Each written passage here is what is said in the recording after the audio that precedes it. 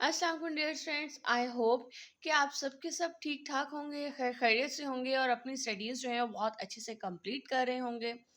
आज हम लोग स्टार्ट करने जा रहे हैं पोर प्लेट टेक्निक को, ठीक है, जो कि बैक्टीरियल कल्चरिंग की एक टेक्निक है। इससे पहले हम लोगों ने स्टिक प्लेट मेथड हम लोगों ने पढ़ा था। अगर किसी ने उस चीज़ को फॉलो नहीं किया और पढ़ना चाहता है तो उसका लिंक मैं इसके डिस्क्रिप्शन बॉक्स में डाल दूंगी, आप लोग वहां से जाकर देख सकते हैं। राइट। अच्छा, पोर प्लेट टेक्निक को स्टार्ट करते हैं।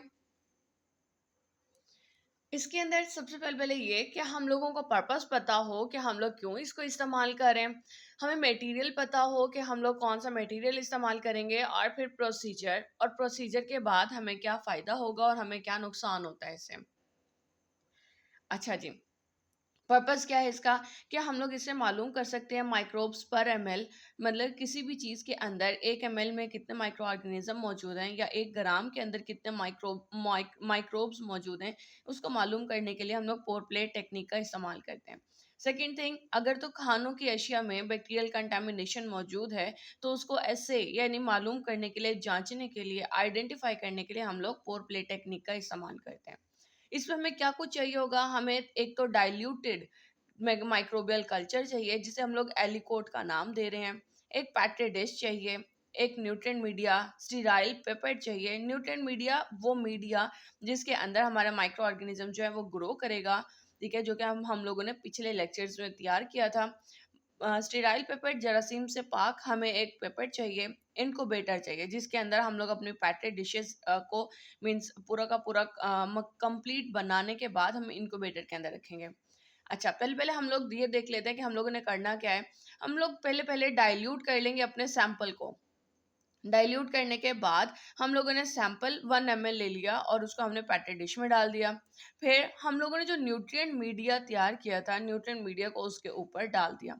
न्यूट्रिएंट मीडिया को उसके ऊपर डालने के बाद अब सपोज ये मेरे हाथ में एक पैट्री डिश है, ये इस तरह ये वाली, ठीक है, सपोज ये पैट्री डिश है। तो अब मैं क्या करूँगी, सरफेस पे रखे रखे मैं उसको इस तरह से और इस तरह से उसको घुमाना स्टार्ट कर दूंगी, ठीक है, स्वर्ड। उसको मैं क्लॉकवाइज एंटी क्लॉकवाइज उसको मूव करूंगी, ठीक है। उसके अंदर कोई चमचा नहीं मारना आपने, कोई जो स्टिरर है उससे आप लोगों ने कुछ नहीं करना। आप लोगों ने जस्ट उसको सरफेस के ऊपर रखकर उसको इस तरह से आप लोगों ने मूव करना है, जेंटली, आराम के साथ, ठीक है। और उसके बाद आप लोगों ने उसको इनक्यूबेटर के अंदर रख देना है। इसको आप लोग इनक्यूबेटर में इसको रख दोगे for almost 37 degree Celsius and for 24 hours. वैसे ये डिपेंड करता है कि आपके बैक्टीरिया की जो टाइमिंग है, उस मीन रिप्रोडक्शन रेट है वो क्या है, या कितने टाइम के लिए आप लोग रखना चाहते हैं। ठीक हो गया। अब हम लोग डिटेल में पढ़ लेते हैं पॉइंट्स। अगर हम देखें तो सबसे पहले हमने डाइल्यूट कर लेना है सैंपल को। सैंपल को डाइल्यूट कैसे करते हैं, एक टेस्ट ट्यूब के अंदर हम लोगों ने 1 ml सैंपल लिया और 10 ml हमने पानी डाल लिया। ये हमारे पास स्टॉक सॉल्यूशन बन जाता है। अब इसमें से हम लोग 1 ml लेंगे एक नई टेस्ट ट्यूब में, और उसमें 9 ml पानी डाला, उसे मिक्स कर लिया। फिर अब इस टेस्ट ट्यूब में से 1 ml हम लोग नई टेस्ट ट्यूब में डालेंगे और 9 ml हमने मजीद पानी डाला, तो इसको भी हम लोग मिक्स कर लेंगे।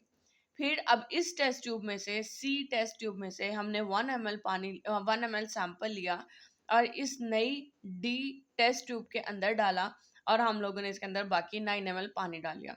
तो आप लोग देखोगे कि इसकी कंसंट्रेशन जो है वो डाइल्यूट होती चली जाएगी। पहला वाला जो हमारे पास टेस्ट ट्यूब थी, इसके अंदर डार्क कलर का सॉल्यूशन होगा, और करते करते करते एंड वाले उसमें टेस्ट ट्यूब में हमारे पास लाइट कलर का सॉल्यूशन रह जाएगा।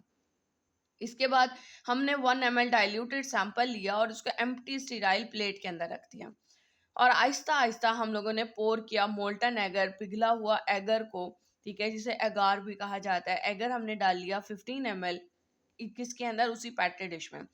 हम लोगों ने पूरा जो एगर मीडियम है हम लोगों ने प्रिपेयर किया। प्रिपेयर करने के बाद हम उसे ठंडा कर लेंगे 45 डिग्री सेल्सियस पे, और तकरीबन 15 ml जो है हम लोग इस टेस्ट ट्यूब में डाल देंगे। Let it swell to mix well. अब हम लोग इसको स्वेल करेंगे। स्वेल मतलब कि इस तरह से घुमाना, ठीक है, उसमें कोई चमचा नहीं हिलाना, कोई स्टिरर नहीं हिलाना आपने। और उसके बाद हम लोग उसको सॉलिडिफाई करने के लिए सरफेस पे रख देंगे। Invert and incubate to develop colonies. अब हम क्या करेंगे, एक टेस्ट ट्यूब के ऊपर दूसरी टेस्ट ट्यूब के हम लोगों ने कवर कर दिया, कवर करने के बाद हम लोग उसको उल्टा कर देंगे। ठीक हो गया। टेस्ट ट्यूब के ऊपर, इस टेस्ट ट्यूब के ऊपर ये वाली ढक्कन हमने इसके ऊपर ढका और फिर हमने उसको उल्टा कर दिया। उल्टा करने के बाद हम लोगों ने उसको इनक्यूबेटर में रखा। इनक्यूबेटर में रखेंगे ऑलमोस्ट 37 डिग्री सेल्सियस पे और 24 आवर्स के लिए। राइट। इसके बाद हम लोग क्या करते हैं, हम लोग कॉलोनी फॉर्मिंग यूनिट, हमारे बुक के अंदर एक वर्ड लिखा हुआ है CFU, और ये CFU इम्पॉर्टेंट भी है। क्यों? क्योंकि इसका ताल्लुक किससे है जी, पोर्ट प्लेट टेक्निक से है। हम लोग CFU मालूम करते हैं पोर्ट प्लेट टेक्निक से। हम लोगों ने स्टार्ट में ही पढ़ा कि पोर्ट प्लेट टेक्निक को इस्तेमाल करते हुए हम लोग माइक्रोब्स पर ml या माइक्रोब्स पर ग्राम को मालूम कर सकते हैं। तो ये वही चीज़ है कॉलोनी फॉर्मिंग यूनिट, यानी कि हम लोगों ने मेजर करना number of viable microorganisms in a sample. एक सैंपल के अंदर नजर आने वाले माइक्रो ऑर्गेनिजम्स की कॉलोनीज एक्चुअली, ठीक है, जो विजिबल कॉलोनीज हैं उनको मालूम करना, उनको काउंट कर लेना, वो हमारा क्या कहलाता है, CFU यानी कॉलोनी फॉर्मिंग यूनिट कहलाता है।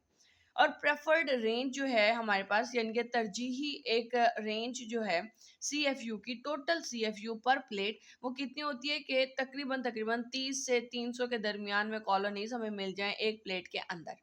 ठीक है, ना इससे कम ना इससे ज्यादा।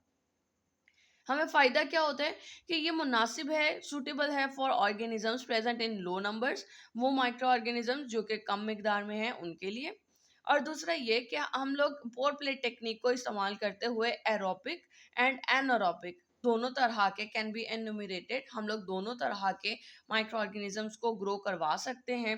ठीक है, और उनको मीन उनको काउंट कर सकते हैं। ठीक हो गया। एरोबिक जो होते हैं उनका थोड़ा मुश्किल होता है, एनारोब्स को हम लोग कर सकते हैं। ठीक है, जिन एनारोब माइक्रो ऑर्गेनिज्म बैक्टीरियाज, वो बैक्टीरियाज जो कि विदाउट ऑक्सीजन की आई मीन विदाउट ऑक्सीजन वो ग्रो कर जाते हैं। एरोबिक वो होते हैं जो कि ऑक्सीजन की प्रेजेंस में ही ग्रो करेंगे। एरोबिक बहुत मुश्किल से ग्रो कर पाते हैं। एनारोबिक जो होते हैं उनको हम लोग ग्रो भी करवा सकते हैं और उनको काउंट भी कर सकते हैं। अच्छा, तो अगर हम लोग इसको साथ के साथ इसको कट कर दें तो आई थिंक सो ज़्यादा बेटर है। डिसएडवांटेज, हमें नुकसान क्या हो रहा है कि obligate aerobes can poorly grow, ऐसे बैक्टीरियाज जो कि ऑक्सीजन के प्रेजेंस में ग्रो करते हैं वो बहुत मुश्किल से ग्रो कर पाते हैं। हॉट एगर में इंजर सेल्स, जो अगर हम लोगों ने उस सैंपल के ऊपर गर्म एगर मीडिया डाल दिया तो क्या करेगा, वो हमारे सैंपल के अंदर मौजूद जो सेल्स हैं उनको ख़राब कर सकता है, नुकसान पहुंचा सकता है, और ये थोड़ा टाइम कंज्यूमिंग भी है। और लास्ट वन ये कि हम लोग कॉलोनी मॉर्फोलॉजी जो है वो हम लोग स्टडी नहीं कर पाते। क्यों? क्योंकि पहले हम लोगों ने सैंपल डाला था, उसके ऊपर हम लोगों ने एगर डाला था, तो बहुत सारे ऐसी कॉलोनीज जो कि बिनेथ द सरफेस हमें मिलती हैं, उसके हम लोग क्लियरली मॉर्फोलॉजी को स्टडी नहीं कर पाते। राइट, आज का लेक्चर यहीं तक है ही। नेक्स्ट टाइम इंशाल्लाह हम लोग स्प्रेड प्लेट मेथड पढ़ेंगे और कोशिश करेंगे कि हम लोग इसका जो कंपैरिजन है उसको इजीली हम लोग पढ़ सकें। अगर कोई क्वेश्चन हो तो आप लोग कमेंट सेक्शन में क्वेश्चन कर सकते हैं। Thank you so much. Allah Hafiz.